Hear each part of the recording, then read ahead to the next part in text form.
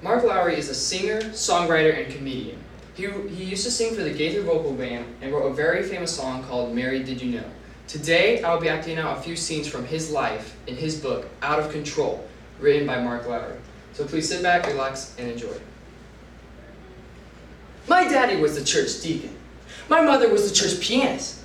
And I was the church brat.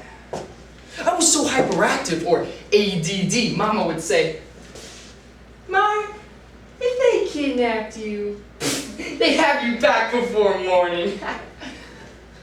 I was sent to a psychiatrist in the 3rd grade.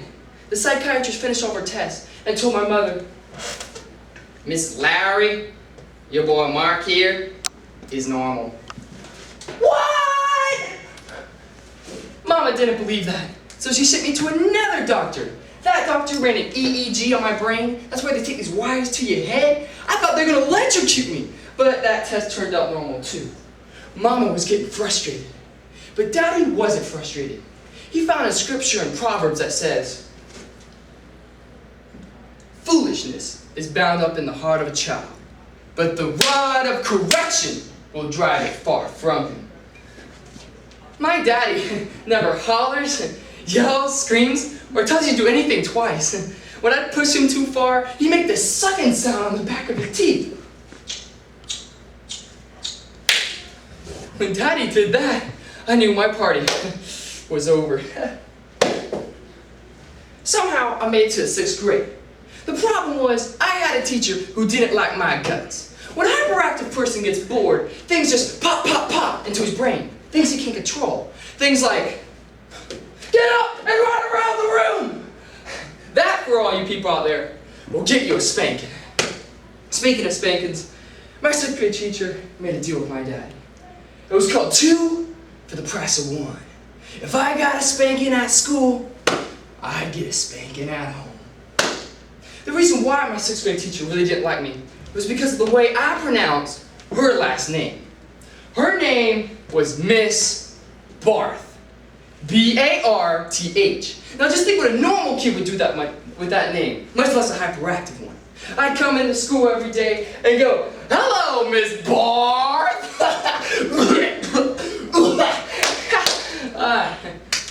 You know what's funny to a 6th grader isn't always funny to an adult. Mrs. Barth was a big lady, and her hairdo was huge. It looked like 10 cow patties with a hairnet over it. And when she'd get mad, she'd shake her head and that hairdo pluck back and forth. It looked like a demon-possessed poodle. And that day, it was flopping around so much, I was dodging hairpins. Whoa, whoa.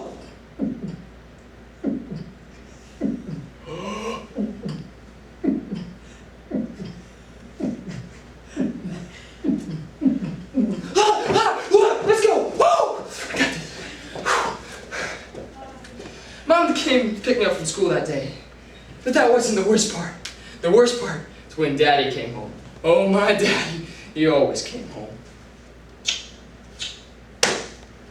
The best Christmas gift I've ever gotten in my life was a set of dun dun dun dramatic pause. No, that was awkward silence. Anyway, there's a set of horrible, ugly, protruding teeth. The teeth are in the wrong places, facing all the wrong directions. And the front teeth, they're 4 shades yellower than all the others. And it also has a cavity across the gum line. My brother made them for me. I was ecstatic when I unwrapped them. When you pop them into your mouth, it changes your whole personality. See, I've been waiting for them before I made my first appointment with my new dentist. So I wanted to start this new dental relationship off right. I popped them in and headed out. The dentist room was packed when I burst through the door. I was in the right place and ready, wearing my upper plate, plaque encrusted, cavity infested. Hi y'all, I'm Mark Lowry. How y'all doing? Little kids ran running to their parents, and everyone was looking at my teeth. One kid couldn't take it anymore and stared straight into my mouth. This is what happens when you don't floss. So I finally took them out and announced, yeah, this is just a joke. Laughing, the receptionist said, ha ha! Leave the big the examining chair. Stuck a bib around me and said she'd send the dentist right in. I'll send the dentist right in. So I popped him back in.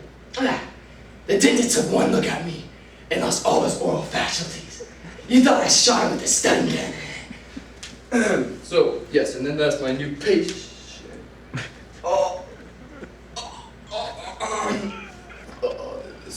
Sir? Oh, hi, Doc. I've been flossing. I use rope, small chain, or anything I find. But Doc, I think I might have a cavity or two.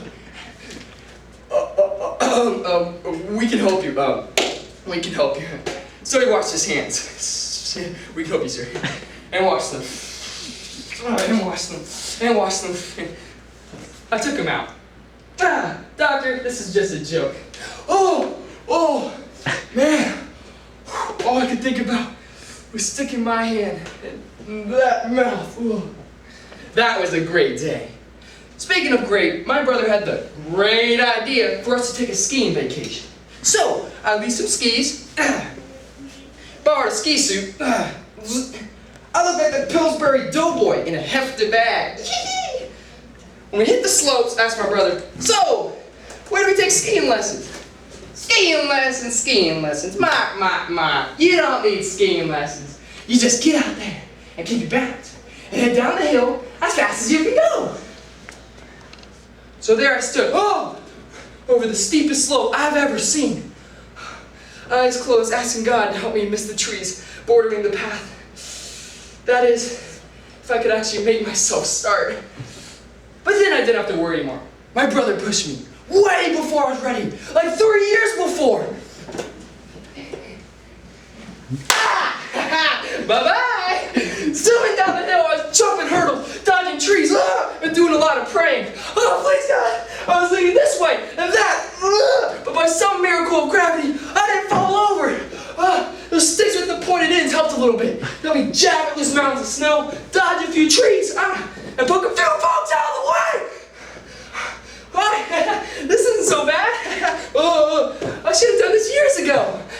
Right, the truth was, my eyes were watering, the contacts were stuck to the backside of my skull, my joints were aching, my nose was frozen, and the sting of snow was cracking my lips. I hadn't had this much fun since my last tumor surgery.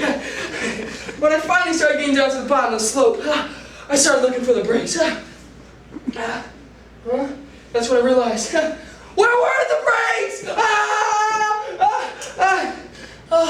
That's when I figured out. The brakes were the people right in front of me, standing in the ski lift line. Excuse me, pardon me, coming through.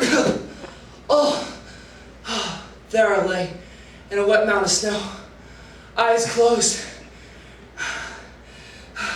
The breath knocked out of me, my ribs cracked, wishing I was on the beaches of Hawaii, getting an ordinary 3rd-degree sunburn.